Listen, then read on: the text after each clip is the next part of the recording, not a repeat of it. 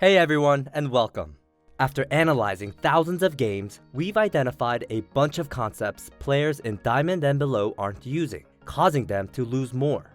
Today, we've isolated our top 5 tricks that aren't being utilized. These tricks have been handpicked by a huge team of analysts and content creators, with the goal of helping you to significantly improve your lane phase. This is the first collaboration between skillcapped and Mobalytics. As two platforms who share the same passion to maximize your ability to climb the ladder and improve, these are just the first of potentially many guides we'll collaborate on together. Alright, enough hype, let's jump into it. Our first trick is input buffering. Many of you may have heard of this term, but don't fully understand it and how it's a core skill to master. To put it simply, input buffering is when you press an attack or an ability but cannot use it yet due to being restricted by range. However, once within the necessary range, your attack or ability will automatically go off instantaneously, way too fast for players to react to it.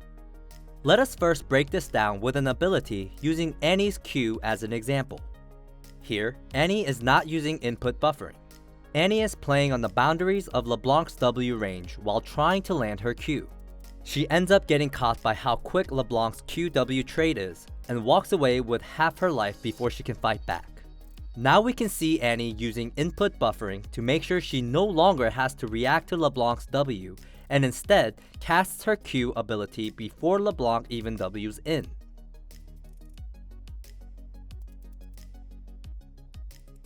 To do this, Annie's walking back and forth on the boundaries of LeBlanc's W range, baiting LeBlanc's W. But she's not clicking back and forth on the ground to achieve this movement like you might expect. When moving backwards, she clicks on the ground, but when moving forward, she's actually pressing Q onto LeBlanc, which moves her champion towards LeBlanc to enter the required range.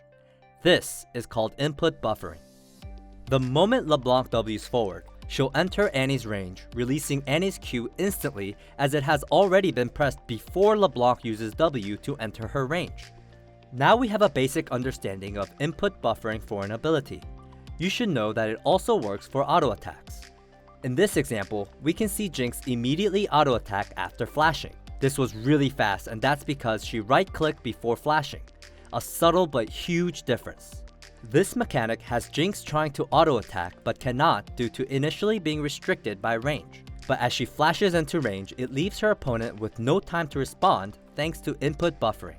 A more interesting example is to combine an ability and an auto attack with input buffering on Twisted Fate. As TF, going for the classic flash gold card doesn't always work out, as the enemy has time to respond and use their own escape or flash. However, by locking in gold card and right-clicking for the auto attack on his opponent before flashing, just like the Jinx, he instantly uses gold card as he flashes into range, leaving the opponent again with no time to respond with their own flash. Our second trick is for making ganks way easier for your jungler to land by manipulating your opponent's position in the lane. When moving in a certain way, you can actually encourage your opponent to move to the correct side of the lane where your jungler is approaching from. Let us explain.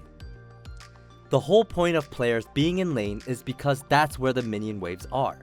Players want gold, and they want experience from minions. For this reason, they stay near the waves to be in range for last hits and experience. Why are we stating the obvious?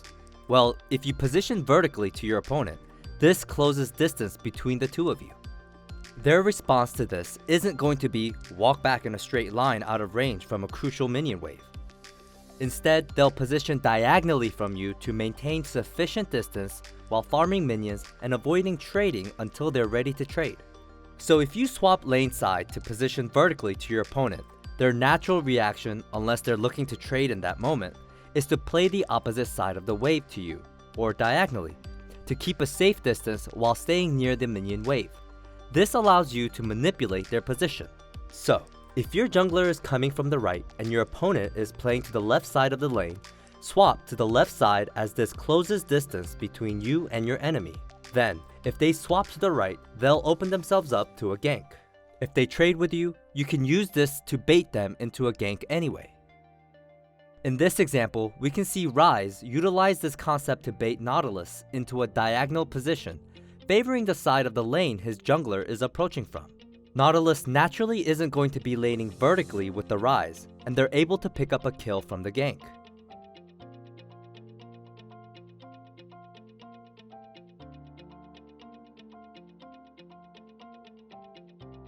If Rise had positioned to the same side of the lane as his jungler, then Nautilus would position to the safe side of his lane. The one thing you want to be aware of when applying this concept is that if you're unaware of where the enemy jungler is, you're positioning further away from your own jungler when doing this. Doing this possibly opens yourself up to getting collapsed on in the exact same way that Nautilus did, essentially getting yourself hooked while fishing. Our third trick is for securing turret plates without the headache. Since turret plates' introduction to League of Legends, it's been a massive bait across all ELO brackets, with players constantly throwing their lead and or dying for that juicy 160 gold. We'll now teach you a simple way to claim your well-earned plates while maintaining your lead. As we can see here, Twisted Fate auto-attacks the tower and walks away. He makes it all the way to the river while still picking up a turret plate. This is a great visual for how far away you can actually be while still collecting your gold, though you'll usually need to rely on your minions knocking down plates and not your teammate.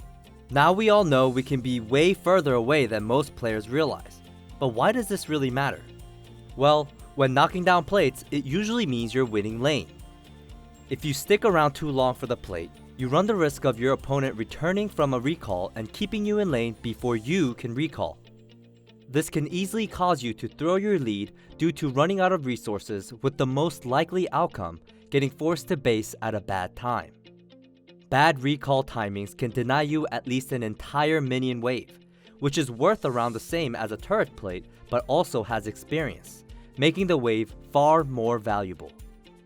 Not only can this cost you a minion wave, but would also give your opponent a free window to roam that they wouldn't otherwise have had, allowing them to kill your teammates while you're suddenly stuck in lane, all for that turret plate. When deciding to go for the plate, you can do it in a much safer and more efficient way thanks to the high radius we can utilize to pick up the gold. In this example, we see Akali avoiding all of the bad stuff that we just talked about.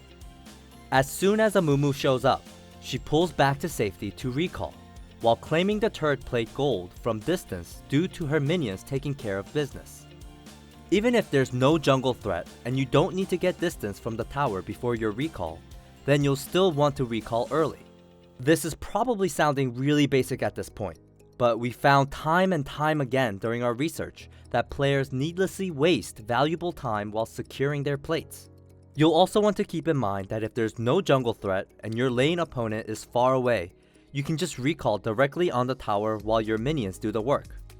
Here we see Lux recalling before breaking a plate, having her recall finish at least 4 seconds faster than the average player would if they kept auto-attacking. While 4 seconds may not sound like much, as we rewind 4 seconds here coming back from base, we can see where Lux would be standing if she didn't channel her recall efficiently, with her minions knocking down the plate. Across your games, this really adds up, following the same concept of being a faster shopper. Better recallers and shoppers get to lane faster, causing them to gain more experience and gold over time with their superior map presence. Our fourth trick is a basic and super easy one you can apply right away on any ranged champion to help avoid missing those cannons and tilting out of control. When you auto attack from range, you're essentially casting a projectile that has a travel time. This means you have to estimate how fast your auto attack will leave your champion and connect with a minion to secure the last hit based on where you're standing and how fast the minion is dying to your own minions. The travel time is something many players don't think about, especially when trying to last hit while having a large wave of your own. This makes things much more difficult, because the opposing minions start dying rapidly, making the estimate of timing your auto attack much more difficult. To deal with this, you simply want to move much closer to the minion you're trying to last hit, making it significantly easier to score the last hit as you're removing nearly all of the guesswork required for the travel time.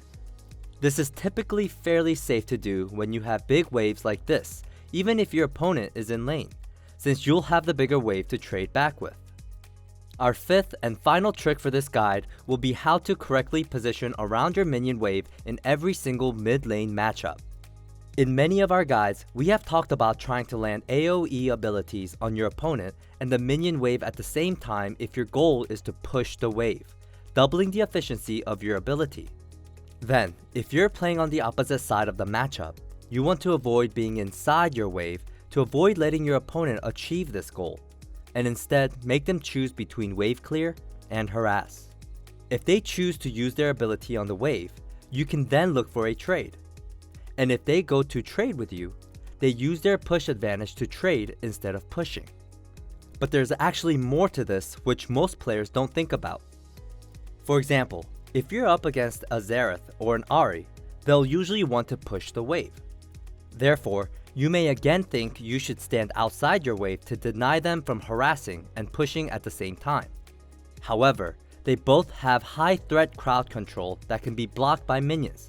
So if you stand outside your wave, you lose the protection of your minions. So what should you do? You'll want to position in a way where your melees are in front of you, but you're not next to your caster minions. This will typically mean positioning diagonally, making sure your melees are acting as a wall between you and your opponent. In doing this, your opponent still has to choose between focusing on harass or wave clear, without getting double the value from their ability. But wait, there's even more ways you can take this concept to achieve your goals. If you actually want your opponent to push, and they have AoE trading abilities, then you can just stand inside your wave while still trying to dodge.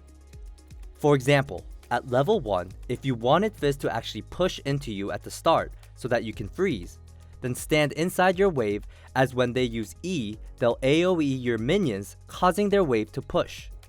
This very concept can be applied to any scenario where your wave is pushing to your opponent when you don't want it to.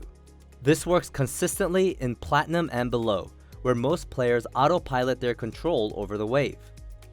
So, if your opponent has strong AoE trading like Ryze, Brand, Victor, Corki, who typically try to perma-shove or can use the wave to improve their trading, you want to stand outside of the wave. If your opponent likes to push, but have the skills that needed to be blocked by minions like Ahri and Xerath, you'll want to stay away from your casters and use your melees for protection. And if you want your opponent to push the wave, stand inside it and bait their AoE spells during trades. Alright, you've now learned the 5 tricks you didn't know for mid lane. Go ahead and practice them in your own games to take your climb to the next level. Please check out our sister guide that's available to watch right now over on the skillcapped Challenger League of Legends Guides channel. And be sure to subscribe to both platforms if you want to see more collaborations. Thanks for watching.